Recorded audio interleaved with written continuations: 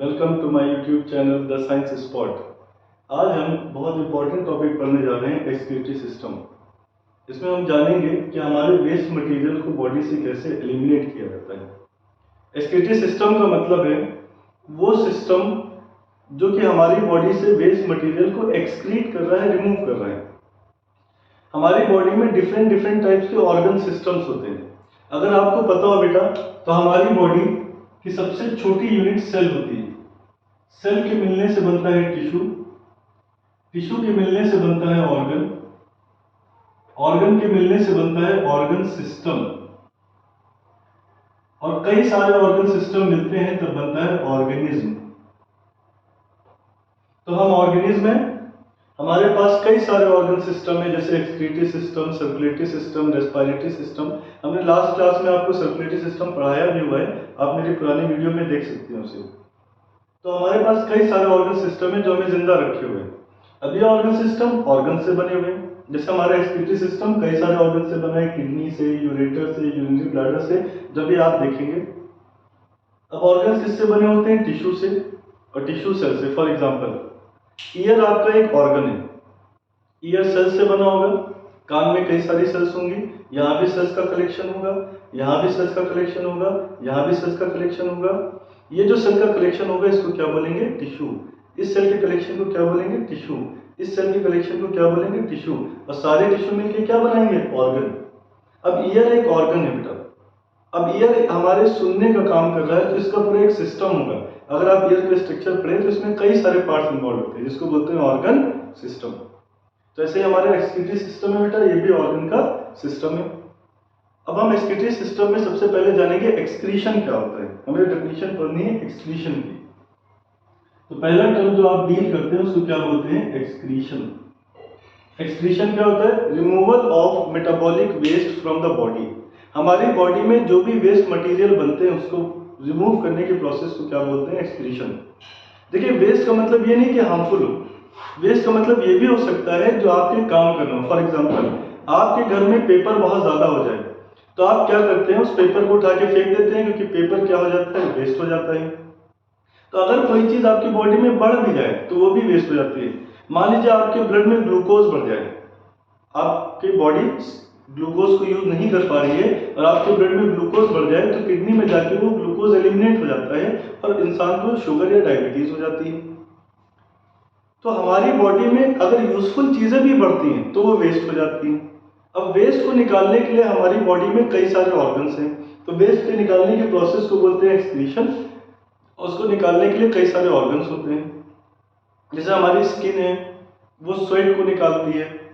Sweat को dilute urine भी कहते हैं, क्योंकि स्वेट में एक्सेस वाटर भी निकलता है और वेस्ट मटेरियल भी निकलता है। हमारा लंग्स है, फेफड़ा, वो CO2 को निकालता है। हमारा लार्ज इंटेस्टाइन है जो अनडाइजेस्टेड फूड को निकालता है। अच्छा, अब आप देखते हैं कि हमारा लार्ज इंटेस्टाइन भी सॉलिड वेस्ट को निकाल रहा है, उसमें भी वेस्ट है, और किडनी भी वेस्ट को निकाल रहा है, उसमें भी वेस्ट है। फिर दोनों में फर्क क्या है? जो आपका लार्ज इंटेस्टाइन होता है बेटा, आप जब खाना खाते हैं तो आपके खाने में मेनली 3 चीजें होती हैं: कार्बोहाइड्रेट, फैट और प्रोटीन। आपके खाने में मेनली 3 चीजें होती हैं: कार्बोहाइड्रेट, फैट और प्रोटीन। जैसे आप रोटी खाते हैं, चावल खाते हैं, आलू खाते हैं, उनमें क्या होता है? कार्बोहाइड्रेट। आप ऑयल यूज करते हैं खाना बनाने के लिए, उसमें क्या होता है? फैट। आप दाल खाते हैं, उसमें क्या होता है? प्रोटीन। अब जो कार्बोहाइड्रेट है, मीठी चीजें हैं, और जो फैट है उसमें जो पार्ट डाइजेस्ट नहीं होता है, जो पार्ट डाइजेस्ट हो जाएगा बेटा, आप जब खाना खाते हैं तो सारा खाना स्मॉल इंटेस्टाइन में डाइजेस्ट होता है। जो खाना डाइजेस्ट होता है वो ब्लड में आ जाता है, आपकी बॉडी यूज कर लेती है। जो खाना डाइजेस्ट नहीं होता है बॉडी एलिमिनेट कर देती है। अब जो खाना कार्बोहाइड्रेट और फैट से मिला है, जो डाइजेस्ट नहीं हुआ है, उसको लार्ज इंटेस्टाइन रिमूव करता है। और जो फूड दाल से मिला है, प्रोटीन से मिला है, उसको आपकी किडनी रिमूव करती है। प्रोटीन जो होती है आपकी बनी होती है अमीनो एसिड से। प्रोटीन किससे बनी होती है? अमीनो एसिड से। अमीनो एसिड में अमोनिया होता है। अगर अमीनो एसिड का फॉर्मूला देखें तो अमीनो एसिड का फॉर्मूला होता है RCHNH2COOH। ये NH2 ग्रुप को बोलते हैं अमीनो, COOH को बोलते हैं एसिड, इसलिए इसको क्या बोलते हैं? Amino acid. तो प्रोटीन किससे बना होता है? अमीनो एसिड से। अमीनो एसिड में क्या होता है? अमोनिया। ये अमोनिया बॉडी से बाहर निकलना चाहता है, लेकिन इसको पानी बहुत ज्यादा चाहिए। तो जो एक्वेटिक एनिमल्स हैं पानी में पाए जाते हैं, वो सीधे इस वेस्ट को, अमोनिया को, जो प्रोटीन का वेस्ट है उसको सीधे अमोनिया के फॉर्म में निकाल देते हैं, क्योंकि उनके पास पानी बहुत ज्यादा है। हम लोग टेरेस्ट्रियल एनिमल्स हैं, हमारे पास उतना पानी नहीं है, तो हम लोग क्या करते हैं कि कम पानी में वेस्ट को निकालना चाहते हैं, तो हम अमोनिया को तो निकाल नहीं सकते हैं क्योंकि वो पानी में घुल जाता है, लेकिन पानी की कमी है, तो हम अपने अमोनिया को लीवर में भेज देते हैं। लीवर अमोनिया को बदल देता है यूरिया में। अब ये जो आपका यूरिया होता है बेटा, ये यूरिया क्या करता है? आपकी किडनी में जाता है और क्या बना देता है? यूरिन बना देता है। तो जो प्रोटीन वाला आपने खाना खाया जो डाइजेस्ट नहीं हुआ, किसमें बदल जाता है? यूरिया में। और यूरिया किसमें बदल जाता है? यूरिन में। तो किडनी आपका जो एक्सक्रीटरी सिस्टम बनाता है उसका नाम होता है यूरिनरी सिस्टम। जो आप एक्सक्रीटरी सिस्टम पढ़ते हैं असल में वो यूरिनरी सिस्टम होता है, यूरिन का सिस्टम। जो आप एक्सक्रीटरी सिस्टम किडनी के टर्म्स में पढ़ते हैं वो असल में क्या होता है? यूरिन का सिस्टम, जिसको क्या बोलते हैं? Urinary system. क्लियर? अब पहले हम ऑर्गन्स की लोकेशन जानते हैं। बहुत से बच्चों को ऑर्गन्स की लोकेशन नहीं पता है, कंफ्यूज रहते हैं। अगर हम अपने हार्ट की बात करें, सर्कुलेटरी सिस्टम में हमने बताया हुआ है आपका हार्ट चेस्ट में बिल्कुल बीचों बीच में होता है। राइट में लंग होता है, लेफ्ट में लंग होता है। राइट में फेफड़ा होता है और लेफ्ट में फेफड़ा होता है, दोनों के बीच में आपका हार्ट होता है। उसके बाद अगर हार्ट के बाद आगे ऑर्गन्स की बात करें तो आपका स्टमक लेफ्ट साइड में ऊपर की तरफ होता है। हमारी बॉडी को 4 पार्ट में बांटा गया है: हेड, नेक, थोरैक्स, एब्डोमेन। हेड मतलब सर, नेक मतलब गर्दन, थोरैक्स मतलब चेस्ट। एब्डोमिनल एरिया ये नीचे वाला पार्ट है जिसमें आपका स्टमक और इंटेस्टाइन आता है। स्टमक ऊपर की तरफ होता है, इंटेस्टाइन नीचे की तरफ होता है। और राइट साइड में ऊपर की तरफ लीवर। तो लेफ्ट साइड में ऊपर की तरफ स्टमक और राइट साइड में ऊपर की तरफ क्या होता है? लीवर। तो अगली बार अगर आपके पेट में दर्द हो तो कहिए, जब पेट में दर्द होगा तो यहाँ पे टच करके बताइएगा। आप लोग क्या कहते हैं? यहाँ पे पेट में दर्द हो रहा है, ये पेट में दर्द नहीं, फिर ये आपके इंटेस्टाइन में प्रॉब्लम है, इनडाइजेशन हुआ है, खाना सही से डाइजेस्ट नहीं हो पाया है। तो अगली बार अगर यहाँ पे हाथ रखिएगा तो बोलिएगा हाथों में दर्द हो रहा है, ना कि पेट में। अब किडनी की बात करें, बहुत से बच्चे कहते हैं सर हमारी किडनी यहाँ पर है। किडनी यहाँ पर नहीं होती बेटा, आपकी किडनी पीछे की तरफ होती है, कमर में। देखिए हमारी बॉडी की आगे के सरफेस को बोलते हैं वेंट्रल सरफेस, जिधर माउथ होता है उसको क्या बोलते हैं? Ventral surface. और पीछे के सरफेस को बोलते हैं डॉर्सल सरफेस। माउथ वाले सरफेस को क्या बोलते हैं? Ventral surface. और पीछे के सरफेस को क्या बोलते हैं? Dorsal surface. तो हमारी किडनी डॉर्सल साइड पे होती है और किसमें? एब्डोमेन में। इसको क्या बोलते हैं बेटा? एब्डोमेन। तो हमारी किडनी एब्डोमेन में होती है, किधर की तरफ? डॉर्सल साइड पे। एब्डोमेन में खाली जगह है, यहाँ पे खाली जगह है, तभी तो किडनी विडनी रखी है। तो एब्डोमेन में जो खाली जगह है उसको बोलते हैं एब्डोमिनल कैविटी। क्या बोलते हैं बेटा? Abdominal cavity.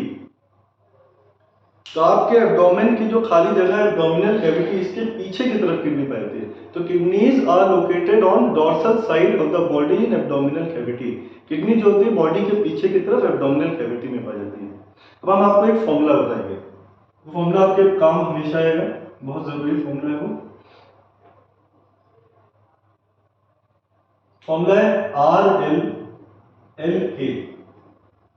RLLK, जहां पे RL का मतलब है राइट लंग। RL का क्या मतलब है बेटा? Right lung. LK का मतलब है लेफ्ट किडनी। LK का क्या मतलब बेटा? Left kidney. तो इंसानों की जो राइट लंग होता है, जो राइट फेफड़ा होता है, और जो लेफ्ट किडनी होती है, इस साइड पे जो किडनी होती है वो बड़ी होती है। राइट लंग किससे बड़ा होता है? लेफ्ट लंग से। और लेफ्ट किडनी बड़ी होती है राइट किडनी से। उसका रीजन क्या है?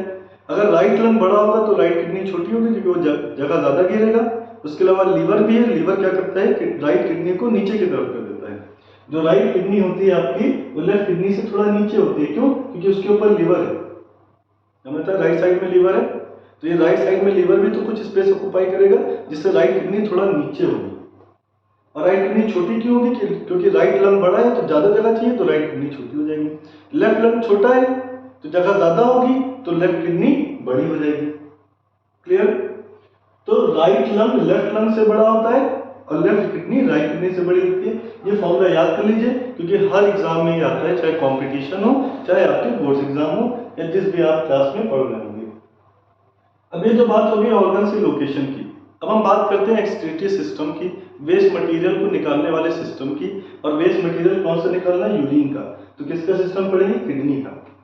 बोर्ड पे बेटा जब डायग्राम बनाते हैं तो हमने आपको सर्कुलेटरी सिस्टम में बताया हुआ है कि जब बोर्ड में डायग्राम बनाते हैं तो बोर्ड का लेफ्ट साइड, या जब हम कॉपी में डायग्राम बनाते हैं तो कॉपी का लेफ्ट साइड राइट होता है और राइट साइड लेफ्ट होता है। तो लेफ्ट साइड राइट है मतलब ये राइट किडनी, और राइट साइड लेफ्ट मतलब ये लेफ्ट किडनी। आपने देखा लेफ्ट किडनी बड़ी होती है, देखिए लेफ्ट किडनी आपकी बड़ी है। आपने देखा कि राइट किडनी थोड़ा नीचे की तरफ होती है, राइट किडनी थोड़ा नीचे की तरफ। अब किडनी क्या करता है बेटा? यूरिन को बनाता है। किडनी का काम क्या है? यूरिन को बनाना। मैंने भी आपको बताया कि प्रोटीन आप खाते हैं, ये प्रोटीन आपके स्मॉल इंटेस्टाइन में जाता है, डाइजेस्ट जो हो गया वो ब्लड में आ जाएगा, यूज हो जाएगा, और जो डाइजेस्ट नहीं हुआ वो टूटेगा, टूट करके क्या बना लेगा? अमोनिया। ये अमोनिया लीवर में जाके क्या बनाएगा? यूरिया। और ये यूरिया फिर किडनी में आके क्या बना लेगी? यूरिन। तो अमोनिया क्या करता है बेटा? जब लीवर में जाता है तो लीवर में बना लेता है यूरिया, और ये यूरिया जब किडनी में आती है तब क्या बन जाता है बेटा? यूरिन। ठीक। अब ये सब कैसे आया? ब्लड से आया। देखिए दिल से, हार्ट से जो आर्टरी आएगी, रीनल आर्टरी, हमने आपको बताया था हर ऑर्गन्स का एक साइंटिफिक नेम होता है। जैसे हार्ट के लिए कार्डियक, लंग्स के लिए पल्मोनरी, किडनी के लिए रीनल, लीवर के लिए हेपेटिक। तो किडनी के लिए जो टर्म यूज होता है वो क्या होता है बेटा? रीनल। लंग्स के लिए क्या होता है? पल्मोनरी। हार्ट के लिए टर्म क्या होता है? कार्डियक। और लीवर के लिए क्या टर्म होता है? हेपेटिक। अब आपको हमने सर्कुलेटरी सिस्टम में बताया है कि ऑर्गन के अंदर जो आर्टरी, ऑर्गन के अंदर जो ब्लड वेसल होता है वो आर्टरी होता है। हार्ट से जो ऑर्गन के अंदर ब्लड वेसल आती है वो आर्टरी होती है। वो कैसा ब्लड लाती है? Oxygenated blood. For example suppose करिए ये आपका हार्ट है, 4 चैम्बर है इसमें, और ये आपकी किडनी है। तो हार्ट से किडनी तक जो ब्लड वेसल आएगी वो आर्टरी होगी, किडनी से हार्ट तक जो ब्लड वेसल जाएगी वो वेन होगी।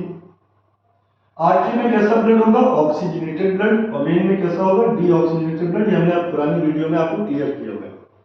अब देखिए हार्ट ने क्या किया था, हार्ट के राइट साइड और लेफ्ट साइड में क्या है? लंग्स है। तो हार्ट ने क्या किया था? खून को लंग्स में भेज करके उसको ऑक्सीजनेट करा लिया। जब आपने सांस लिया तो ऑक्सीजन फेफड़ों में आया, और दिल से खून भी फेफड़ों में गया। खून में CO2 था, खून में क्या था? CO2 था। ये दिल तक गया और दिल से लंग्स में गया। अब कोई भी चीज मूव करते हैं हाई कॉन्सेंट्रेशन से लो कॉन्सेंट्रेशन में डिफ्यूजन, तो ब्लड से CO2 कूद के लंग्स में आ जाएगा और लंग्स से CO2 कूद के ब्लड में आ जाएगा। फिर आप लंग्स से CO2 को बॉडी से बाहर निकाल देंगे।